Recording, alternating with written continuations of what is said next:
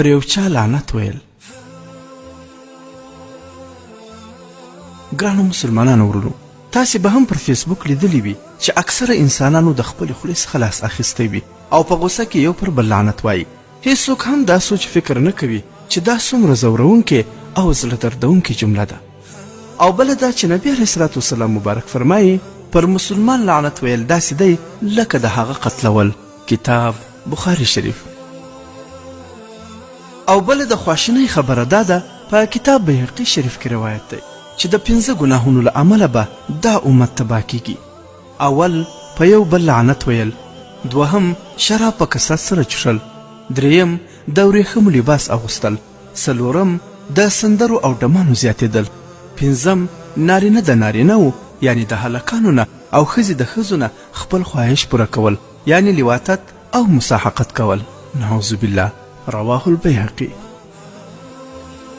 او دغسې نبي علیه الصلاة والسلام فرمایي لا تلعنوا بلعنة الله ولا بغضبه ولا بالنار. رواه ابو داود والترمذي.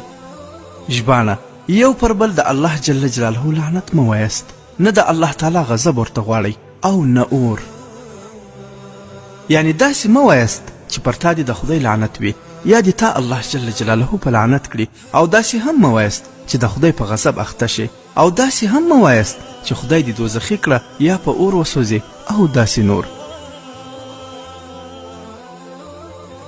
همدارنګه نبي علیه الصلاة والسلام مبارک فرمایي ژباړه: کامل مسلمان نه چاته پیغورونه ورکوي، نه پر چا لعنت وایي، نه فحش خبرې کوي او نه فضول خبرې کوي.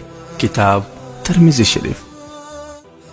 او په یو بل حدیث شریف کې نبي علیه الصلاة والسلام مبارک فرمایي کله چې یو بنده پر کوم شي او یا چا لعنت ووایي نو هغه لعنت اسمان ته پورته شي، دا اسمان ټولې دروازې ورته وتړل شي او له لوړ پورته کېدو څخه بند شي، بیا بیرته مځکې ته راستون شي، د مځکې ټولې دروازې پر وتړل شي، بیا راسته او چپې خواته ولاړ شي.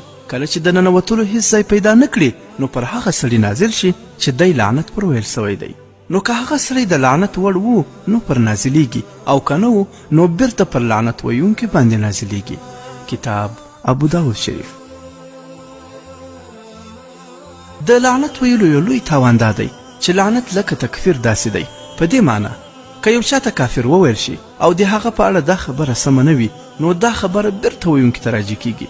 لعنت ویل هم داسې دی، که په بېګناه او یا د لعنت نه مستحق باندې وویل شي نو دا لعنت ویونکي ته راګرځي، لکه په حدیث شریف کې چې دا خبره تفصیلي ذکر شوه. او په یو بل حدیث شریف کې راغلی دی حضرت ابن عباس رضی الله عنهما فرمایي یوه سړي د رسول الله صلی الله علیه وسلم په مخ کې په باد لعنت ووایه. هغه ورته وویل په باد لعنت مه وایه، هغه ته امر شوی دی، او څوک چې په کوم شي لعنت ووایي او هغه یې مستحق نه وي نو لعنت بیرته په ده ورګرځي. کتاب ترمذي شریف. الله جل جلاله دې موږ او تاسې نور د دې خطرناکې ګناه پر بل د لعنت ویلو څخه وساتي. آمین.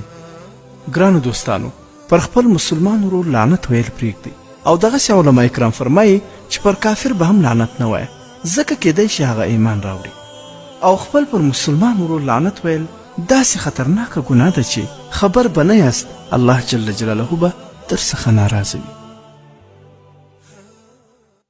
ګرانو دوستانو، دا حکایات مصنوي شریف دا نوی د یوټیوب چینل در سره سبسکرایب کړئ.